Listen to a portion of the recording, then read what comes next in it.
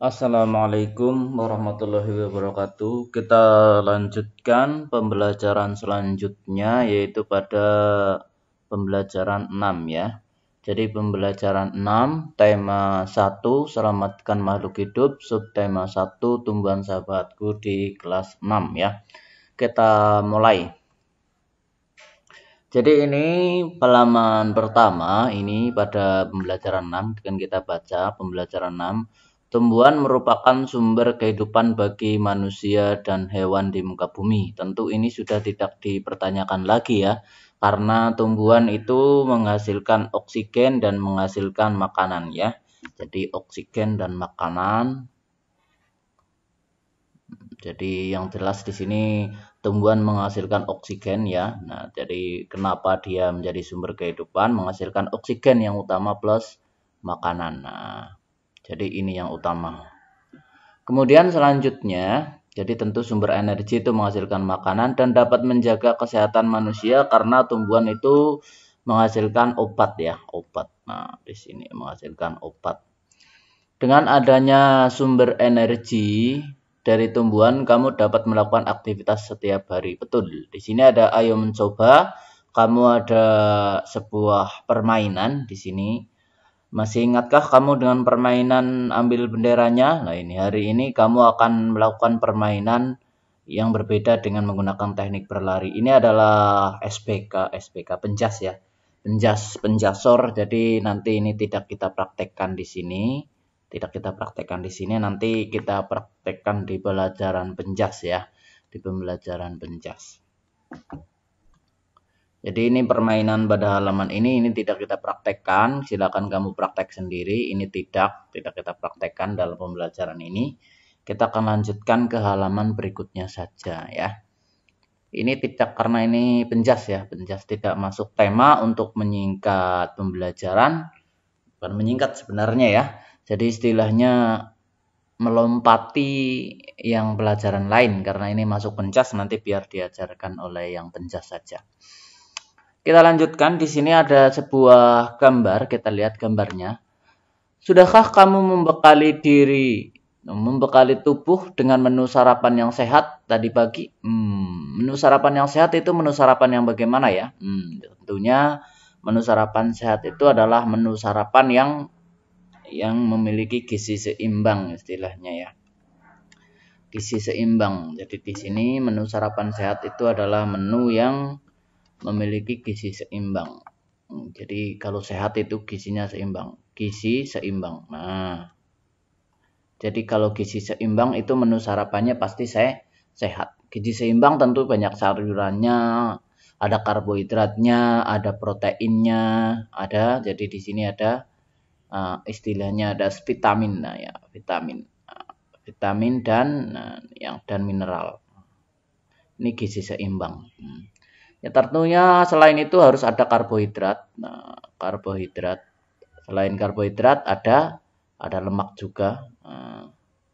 Karena semua makanan ini dibutuhkan untuk tubuh. Nah, ini semua dibutuhkan. Kita lihat ke bawah di sini, kamu dapat memanfaatkan gizi dari tumbuhan melalui makanan yang disantap setiap hari. Perhatikan teksnya. Jadi di sini ada gambar pisang, ada wortel, ada singkong, ada kentang, ada anggur, ada kubis, ada jeruk, ada tomat di sini, apel juga ya. Manusia dan hewan memerlukan makanan untuk melakukan aktivitas. Tentunya ketika kita beraktivitas, kita butuh tenaga. Tenaga itu sumbernya dari karbohidrat. Nah, karbohidrat. Nah, tulisannya agak kecil ya, karbohidrat. Oleh karena itu, jenis tumbuhan yang banyak mengandung sumber energi perlu dikonsumsi setiap hari. Ada beberapa tumbuhan yang mengandung karbohidrat seperti padi, jagung, dan umbi-umbian ya. Umbi-umbian itu beberapa tanaman yang mengandung banyak karbohidrat. Kita lanjutkan kepada halaman selanjutnya. Oh iya, sebelum kita lanjutkan, di sini kalau misalnya ditanya apa ide pokoknya di awal atau di akhir? Pokoknya di awal apa di akhir? Nah, kita lanjutkan. Kita bahas ya untuk supaya memahami ide pokok. Sambil jalan, sambil lalu kita membahas ide pokok. Karena kemarin banyak yang salah memahami tentang ide pokok, yaitu ide pokoknya tentang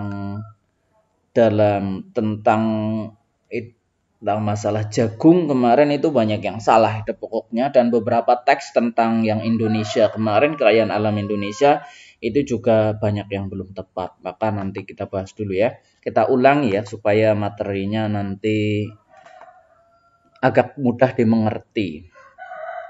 Jadi ide pokok kita bahas lagi. Ide pokok itu wujudnya, ini wujudnya itu berupa beberapa kalimat. Tulisannya jelek, ntar saya hapus dulu. Berupa beberapa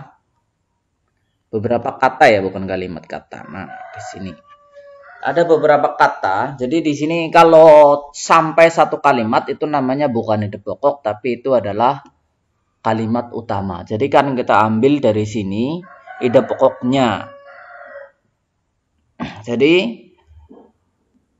ini ada tulisan kalimat utamanya. Ini kalimat utamanya, saya akan garis kalimat utamanya supaya tidak bingung. Nah, ini kalimat utamanya, saya menceng ya.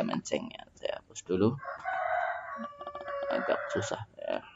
Hapus ya. Saya garis di sini. Ini kalimat utama. Namanya ini kalimat utama, dan ide pokok itu ada di dalam kalimat utama ya.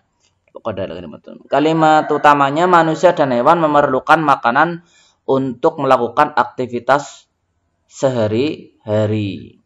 Jadi ide pokoknya adalah tentang pentingnya makanan ya. Jadi di sini kita bisa tulis ide pokoknya.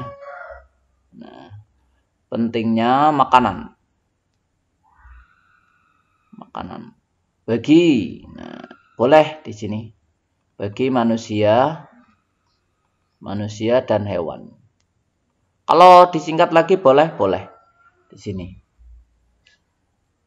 Pentingnya makanan boleh di sini. Hanya ini saja juga boleh. Nah, ini ada pokoknya. Jadi diambil dari potongan kalimat utama. Jadi kita tulis di sini diambil dari potongan kalimat utama. Potongan kalimat utama ya. Diambil dari potongan kalimat utama. Kalimat utama. Yang saya garis merah itu adalah kalimat utamanya. Jadi bedakan antara kalimat utama dengan ide pokok gitu ya. Ide pokok itu hanya berupa beberapa kata, tidak banyak. Pentingnya makanan, itu saja. Ini saja juga boleh. Kita lanjutkan pada halaman selanjutnya. Manusia dan hewan juga memerlukan makanan yang cukup mengandung protein untuk pertumbuhan, seperti untuk tumbuh tinggi, besar, mengganti sel-sel yang rusak dalam tubuh. Ada beberapa jenis, saya besarkan dulu gambarnya.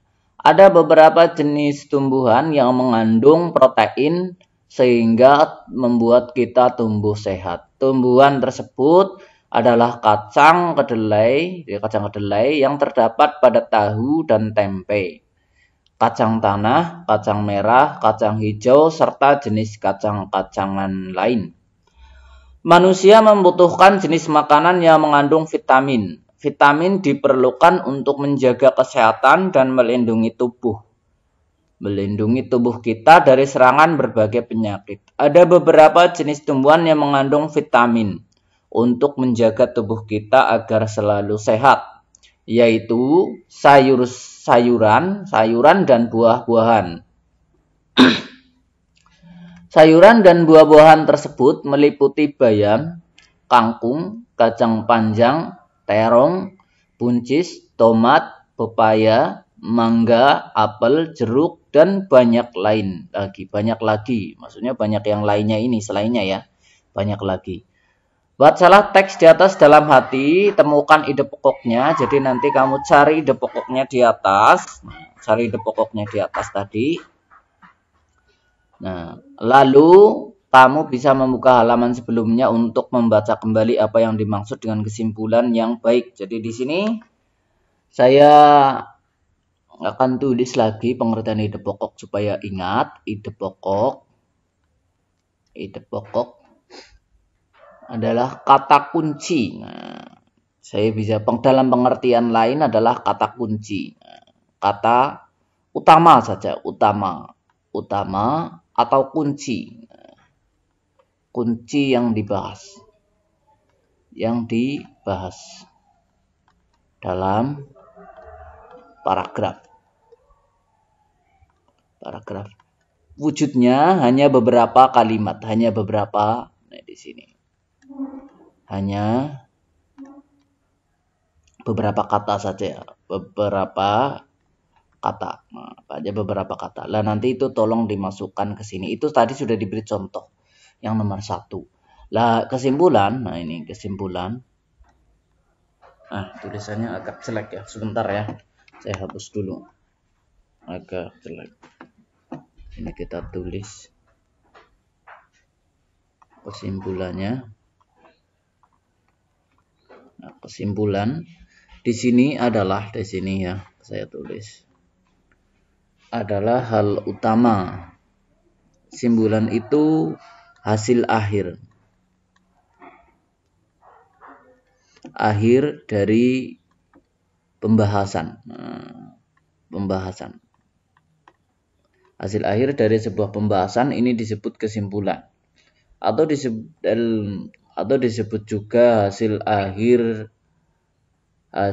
sebuah paragraf atau pendapat ya, hasil akhir dari pembahasan atau hasil akhir dari sebuah paragraf. Jadi setelah membuat paragraf ini, nah ini kesimpulannya apa gitu ya, kesimpulan. Kesimpulan itu hasil akhir dari sebuah pembahasan. Bedanya apa dengan ide pokok? Kalau ide pokok itu hal yang dibahas. Kunci hal yang dibahas. Jadi kata utama yang dibahas dan kesimpulannya adalah hal yang menjadi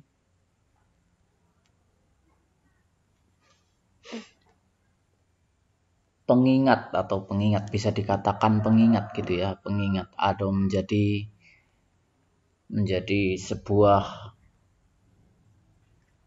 kalimat yang didapat oleh pembaca setelah mengakhiri sebuah bacaan. Itu gampangnya seperti itu.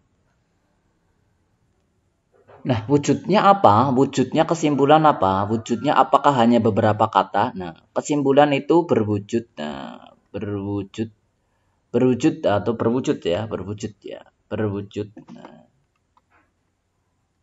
berwujud kalimat ya, kalimat. Nah, ini berwujud kalimat.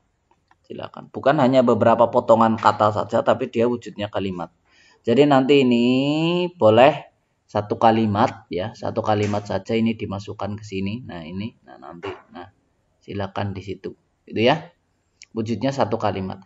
Biasanya saya tulis biasanya kesimpulan ini letaknya di akhir. Biasanya letaknya di akhir. Tapi tidak semua kesimpulan itu letaknya di akhir ya. Tidak semuanya. Ada beberapa, ini hanya biasanya saja. Yang penting dalam hal pokok kesimpulan itu, dalam hal menyimpulkan, itu semua isinya tercakup. Semua isi dalam paragraf ini tercakup. Jadi saya hapus dulu yang atas ya. Ini kan sudah. Saya tulis syarat kesimpulan di sini.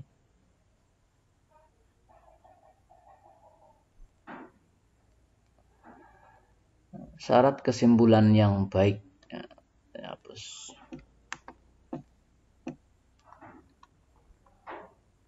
Syarat kesimpulan ya. Nah,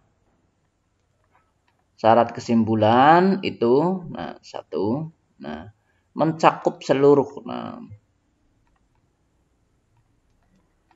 mencakup seluruh isi teks, isi bahasan. Ini bahasan kalau di sini teks, bahasan. Kalau wujudnya teks ya teks, kalau wujudnya paragraf atau masalah sama. Sama. Karena kadang ada yang kita diminta kesimpulan tetapi wujudnya bukan paragraf ya, kadang sebuah percakapan. Mencakup seluruh isi bahasan. Jadi mencakup. Misalnya kalau di situ membahas tentang pentingnya kambing ya di situ harus mencakup seluruh hal. Misalnya di situ pada suatu hari Arman berangkat dari rumah kesiangan. Dia mengendarai sepeda menuju sekolah. Di jalan, ternyata sepedanya Arman bocor. Kemudian Arman mencari bengkel kesana kesini tidak menemukan satupun. Pada akhirnya Arman menitipkan sepedanya di rumah pamannya yang tidak jauh dari sekolah. Dan Arman melanjutkan ke sekolah dengan berjalan kaki. Setelah lama berjalan kaki, akhirnya Arman sampai juga di sekolah. Arman sampai di sekolah pukul 8 pagi. Ternyata Arman sudah telat ke sekolah. Nah, kesimpulan dari cerita tersebut adalah Arman telat sampai sekolah karena apa? Karena berangkat kesiangan dan sepedanya bocor. Itu contohnya, contoh seperti itu. Contohnya seperti itu. Saya beri contoh satu lagi. Padi merupakan makanan pokok bagi. Tulis enggak ya? Tulis ya. Supaya agak jelas ya. Tapi tulisannya jelek, ya maaf. Nggak apa-apa ya. Nggak apa-apa. Ini hanya untuk contoh maksudnya supaya nanti kamu itu bisa. Tadi Arman jelas yang Arman ya. Nah ini nanti kita cari pokoknya. Saya tulis di mana ya? Di sini ya. Semoga jelas tulisannya, semoga tidak jelas. Padi merupakan makanan pokok. Makanan pokok bagi masyarakat Indonesia.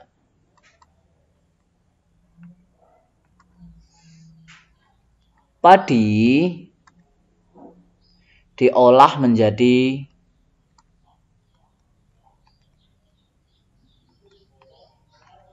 beras.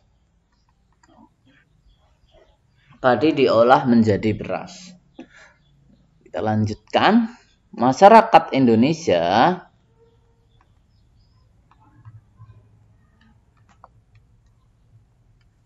M-nya agak besar ya. Masyarakat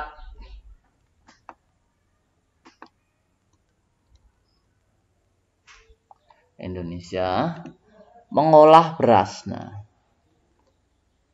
Mengolah beras menjadi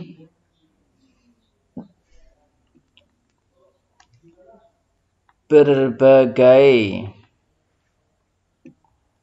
aneka makanan.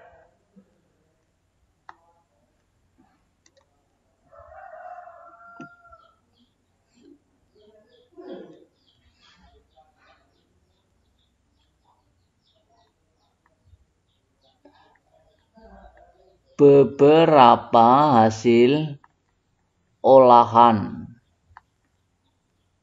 Jelek sekali tulisannya ya. Agak susah ya, maaf ya. Olahan. Agak susah nulis di sini. Beberapa hasil olahan beras di sini. Beras antara lain. Antara lain apa ya? Antara lain kue. Nah, kue ya.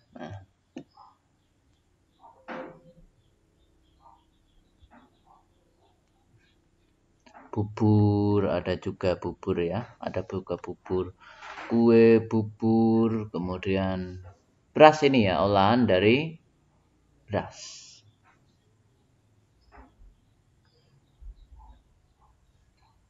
Sebenarnya banyak sekali ya, cuman yang ingin kita sebutkan itu yang sering kita lihat saja di sekitar kita. Jangan yang kue bubur, kue roti gitu ya. Bubur kan sering kita lihat ya, pada bubur ayam gitu maksudnya ya. Kalau yang susah-susah itu tidak usah kita sebutkan, nanti tidak kemudeng gitu ya. Tidak memahami malah repot ya. Kita cari yang mudah-mudah saja. Iya, kita lanjutkan kue, bubur, apalagi. Nah, kita tulis dan ya. Dan aneka jajanan. Nah, jajanan ini banyak aneka jajanan ya. Jajanan lain.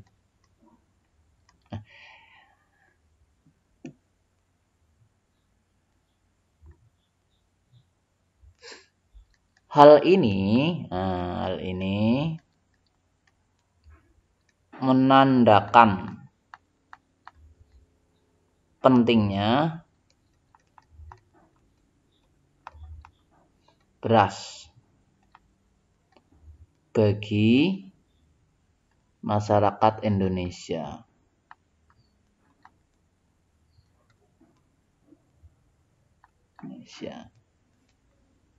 Pentingnya padi ya, bukan beras ya. Saya akan hapus di sini padi.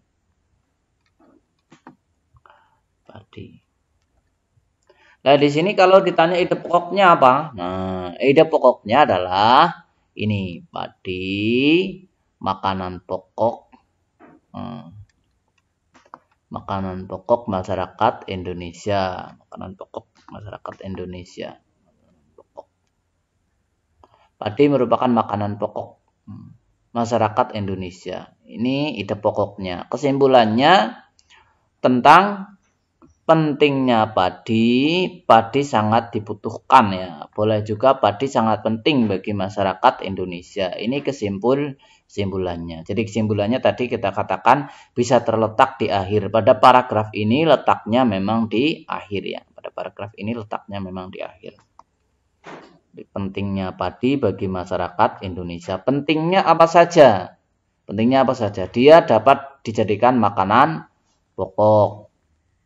Dia juga dijadikan berbagai hasil olahan gitu ya. Ada kue, bubur, dan aneka jajanan lainnya yang sering kita makan gitu ya. Jadi seperti itu. Kesimpulan dapat terdapat di akhir. Dan mencakup keseluruhan. Kenapa padi itu penting bagi masyarakat Indonesia? Karena dia dijadikan makanan pokok. Dia dijadikan berbagai aneka olahan makanan. Jadi gitu. Jelas ya? Kalau sudah jelas, nanti kalau belum jelas silakan diulangi lagi ya, Saya sudah contohkan 2 tadi, yang paragraf tentang Arman yang tidak saya tulis, dan ini paragraf tentang padi ya. Udah ya, saya akan lanjutkan ke halaman selanjutnya. Nah, di sini setelah kamu menuliskan kesimpulan ketiga paragraf itu, gunakan kata-kata yang baku dan kata penghubung. Kata yang baku itu adalah kata yang digunakan dalam kamus. Saya tulis kalau supaya tidak bingung. Kata baku itu sama dengan kata sesuai. Nah, sesuai bahasa resmi. Bahasa resmi itu Bagaimana? Bahasa resmi adalah, saya jelaskan. Bahasa resmi adalah bahasa yang digunakan. Bahasa yang digunakan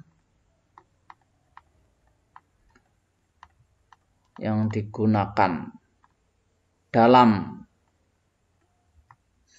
pertemuan ya. Pertemuan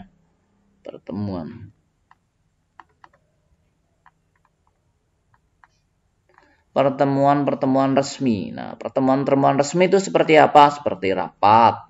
Nah, rapat ya. Seperti selain rapat apa yang sering kita jumpai? Yaitu sekolah ya. Belajar mengajar gitu ya. Belajar mengajar. KBM, saya tulis KBM, paham nggak? Paham ya? Paham. Kalau enggak, maksudnya bahasa resmi tidak. Ayo.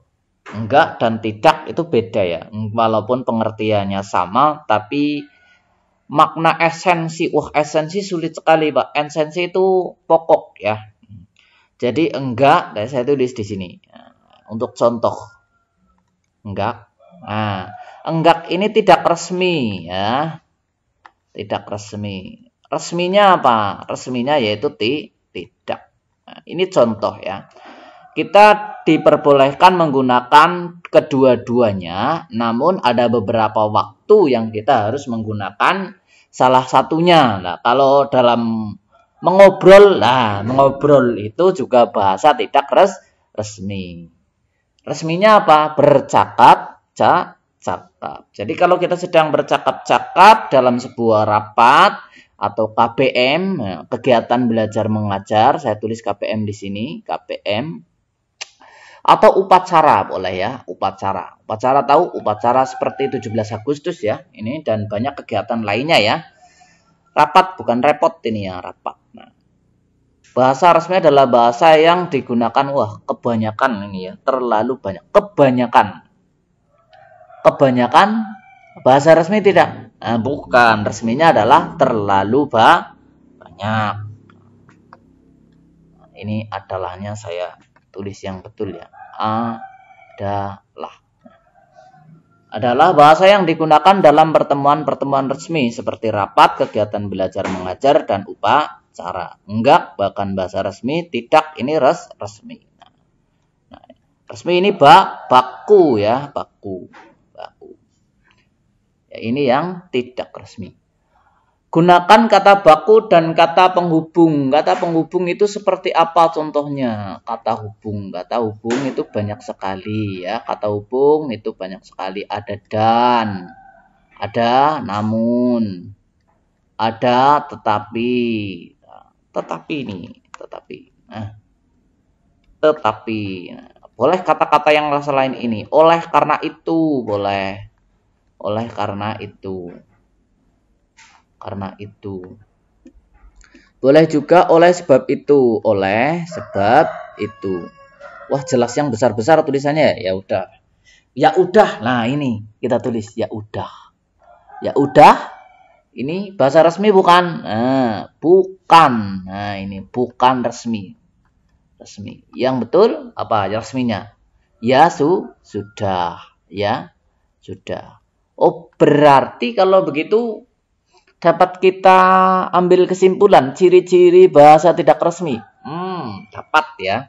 Biasanya bahasa tidak resmi dia menyingkat kata dengan membuang salah satu hurufnya. Perhatikan ini. Nah, ya udah asalnya dari ya sudah. Enggak hasilnya dari tidak. Ini ada modifikasi, ada perubahan kata ti jadi eng. Gitu ya. Ada modifikasi, ada ciri-ciri bahasa tidak resmi atau tidak baku adalah satu, kadang terjadi penyingkatan kata. Ditulis di sini tidak ya. Tidak usah. Cukup. Ada penyingkatan kata, ada pembuangan huruf, ada juga perubahan huruf dari bahasa aslinya. Itu ciri-ciri bahasa tidak resmi atau kata tidak baku begitu ya. Misalnya gitu ya. Nah, ini ada kalimat gitu ya. Gitu berasal dari kata begitu yang dibuang dibuang be-nya, begitunya jadi gitu. Jadi menjadi tidak resmi karena ada pembuangan dua unsur huruf pada kata begitu. Jadi kata yang diambil gitu saja. Nah, itu seringkali ciri-ciri, oh tulis saja Pak. Baik, saya tulis. Ciri-ciri bahasa tidak resmi biasanya. Ini biasanya ya, tidak. Biasanya tidak semuanya begini. Ada pembuangan. Pembuangan huruf biasanya. Ada pembuangan huruf atau ada juga perubahan huruf, perubahan kata, ada pembuangan huruf begitu. Sering terjadi seperti itu ya. Pembuangan huruf. Ini sudah ya, saya kira pembahasan di sini cukup. Nanti kesimpulannya dari paragraf 1, 2, 3, kamu jadikan satu ya, kamu jadikan satu. Jadikan satu, nanti silakan ditulis di sini, di bukumu ya. Setelah itu silakan dikerjakan ya, silakan dikerjakan. Ini tugas ya, jangan lupa ya, tugas. Nah, tugas penting ya. Ya, kita lanjutkan. Kita akan lanjutkan pada halaman selanjutnya. Kamu sudah belajar tentang pentingnya tumbuhan bagi kehidupan. Menjaga tumbuhan tidak bisa dilakukan sendiri. Kamu harus bekerja sama dengan teman di sekitarmu untuk menjaganya. Bekerja sama adalah wujud penerapan sila berapa ini? Sila berapa ini? Sila Persatuan Indonesia. Ya, betul ini ya. Sila ke-3. Tuliskan cerita tentang penerapan sila Persatuan Indonesia dengan merawat kebun atau taman sekolah. Jadi maksudnya di sini saya berikan penjelasan. Saya buat. Nah, buat ini baku tidak? Nah, tidak baku. Ingat ya, tidak baku. Berarti membikin Pak. Nah, membikin itu juga tidak baku. Membuat sebuah. S-nya di sini kebesaran Pak. Oh iya, S-nya di sini kebesaran. Nah, sebuah paragraf. Apa hanya paragraf atau cerita? Cerita saja yang agak panjang, cerita. Cerita tentang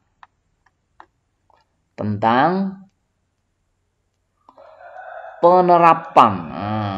Penerapan sila. Sila ke-3 Pancasila dengan pokok cerita. Jadi pokok cerita merawat kebun.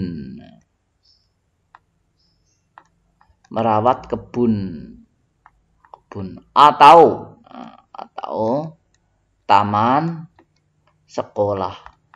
Di sini sebelum kamu membuat cerita, di dalam cerita itu karena di sini ada tentang penerapan sila ke-3, maka nanti harus memuat hal-hal yang penting dalam sila ke-3. Nah, kita akan bahas di sini. Hal pokok. Nah, pokok sila ke-3. Sila 3. Apa saja? Nah, sila ke-3 kan yang paling penting ada nilai persatuan. Nah, nilai persatuan.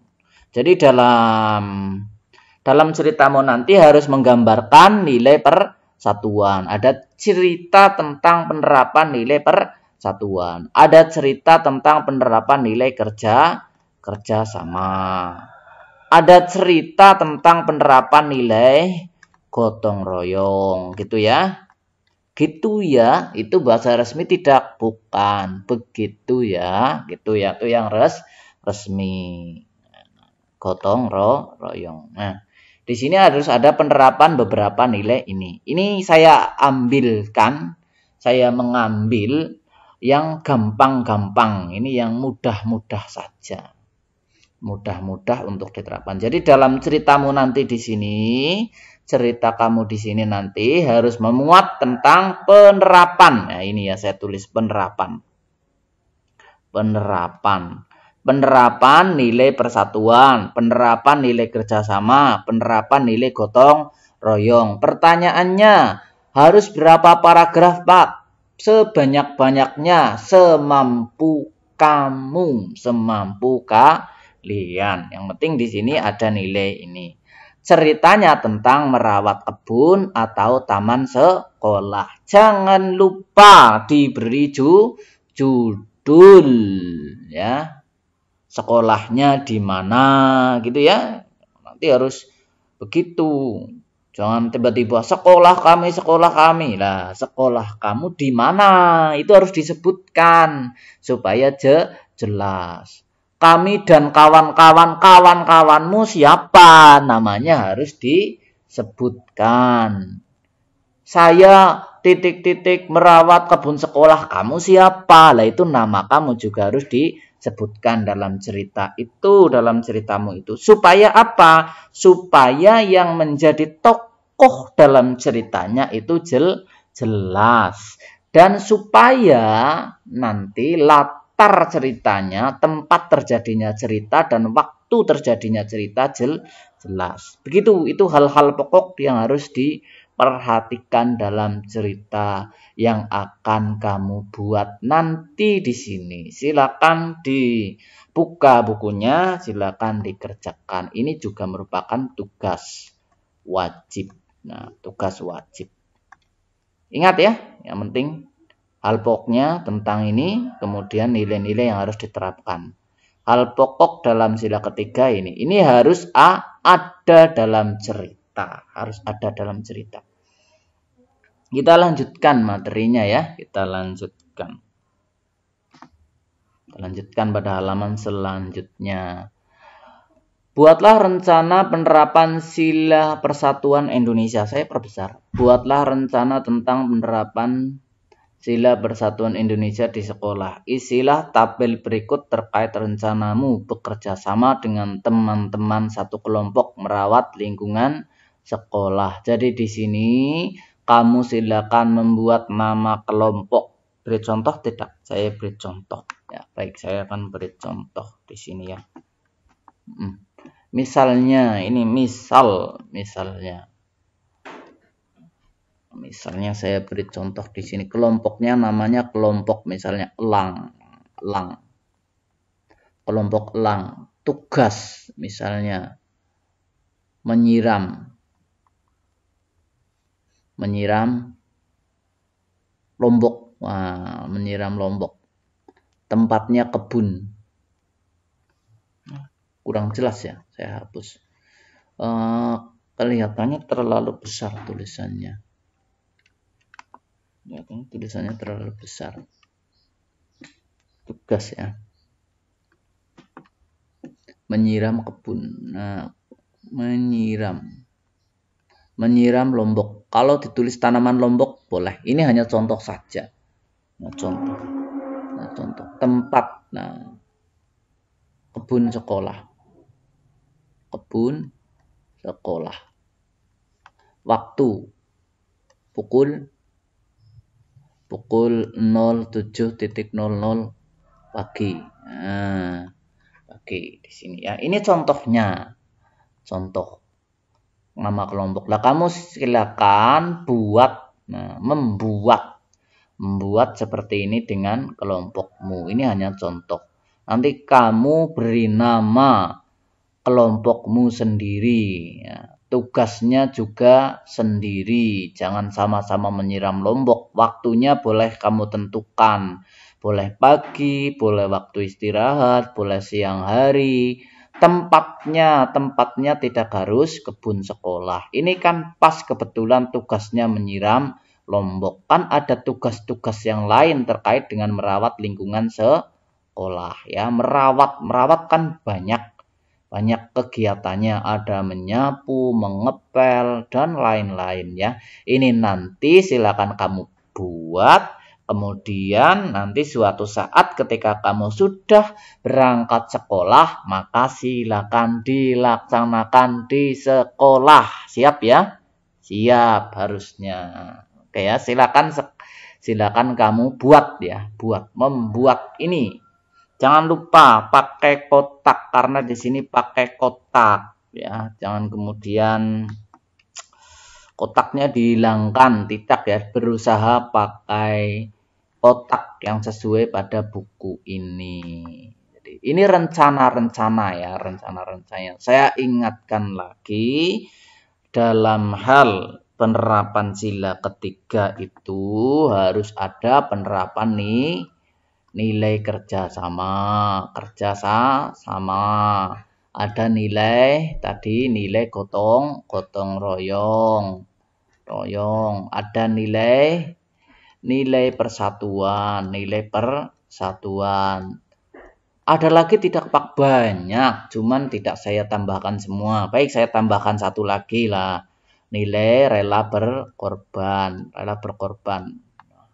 Loh, di sini apa hubungannya rela berkorban dengan merawat kebun sekolah, Pak? Nah, di sini rela berkorbannya adalah rela berkorban tenaga, misalnya seperti itu. Untuk merawat kan butuh tenaga, kan ya. Rela berkorban waktu juga, karena di sini perlu berangkat pagi-pagi, gitu, begitu. Maksudnya, jadi berkorban itu tidak harus berkorban uang, berkorban jiwa dan raga, tidak. Waktu dan tenaga juga bisa dihitung sebuah pengorbanan. Maksud ini ya. Buat nama kelompoknya, silakan tentukan tugasnya, tempatnya di lingkungan sekolah ya. Lingkungan sekolah bisa kelas kalian, bisa halaman sekolah, bisa dapur, bisa tempat-tempat di lingkungan sekolah lainnya. Tugasnya bebas memilih. Ini yang paling sedikit kalian buat 3 baris, 3 tugas. Begitu. Nama kelompoknya sama, semua. Satu kelompoknya ya, yang satu kelompoknya. Jadi satu kelompok tugasnya ada 3, paling sedikit tugasnya 3. Tempatnya berbeda-beda. Kalau yang satu menyiram di kebun sekolah, nanti menyapu di mana, nanti misalnya selain menyapu, mengepel, dan membersihkan yang lain di mana. Ini nanti beda tempatnya. Gitu ya, berbeda-beda ya. Jelas tidak? Bingung ya? Bingung. Ya, kalau bingung saya buatkan contoh lagi. Bingung, Pak? Bingung. Ya, saya buatkan. Lang lagi. Lang. Ini misalnya menyapu. Menyapu yang disapu apa? Kelas 6. Ini contoh saja. Oh, jangan kelas 6, Pak. Nanti kelas 6 semua. Wah, ya, baik. Saya hapus. Halaman sekolah. Nah, ini. Halaman sekolah. Waktunya boleh siang, Pak? Oh, boleh. Boleh siang sekali. Pukul 12.00 ketika mau pulang boleh. Ini kan hanya contoh ya. Boleh. Lalu misalnya kelompok elang lagi. Elang. Ini apa tugasnya? Merawat lingkungan sekolah. Dari merawat lingkungan sekolah kan banyak sekali ya. Ada menyiram, menyapu. Ini yang lumayan beda, Pak, ceritanya. Yang lumayan beda. Oke, kalau lumayan beda. Misalkan membersihkan WC. WC boleh. Tempatnya tentu WC apa? Kamar kecil ya. Kamar kecil. Tempatnya kamar kecil. Pukulnya berapa? Jam boleh. Pukul 14.00. Setelah pulang sekali. Boleh ini. Boleh. Membersihkan WC kamar kecil. Ini boleh. Ini contoh tugasnya. Satu kelompok 3 tugas, waktunya beda, tempatnya beda, kegiatannya berbeda pula. Begitu ya. Ini saya kira jelas sekali. Kita lanjutkan. Apa yang kamu pelajari hari ini? Bagaimana manfaat dalam kehidupan sehari-hari? Sikap apa yang telah kamu terapkan saat bermain cepat? Nah, ini nanti kalian tulis ya. Bagaimana manfaat dalam kehidupan sehari-hari? Silakan ini juga diisi. Nah, nanti silakan diisi. Apakah ini diisi? Diskusikan bersama orang tuamu di rumah tentang pentingnya makanan dan sayuran di rumah. Ya, ini penting sekali. Silakan kalian isi dan diskusikan dengan orang tua kalian. Saya kira cukup pembelajaran pada kali ini. Saya tutup. Wassalamualaikum warahmatullahi wabarakatuh. Silakan dikerjakan.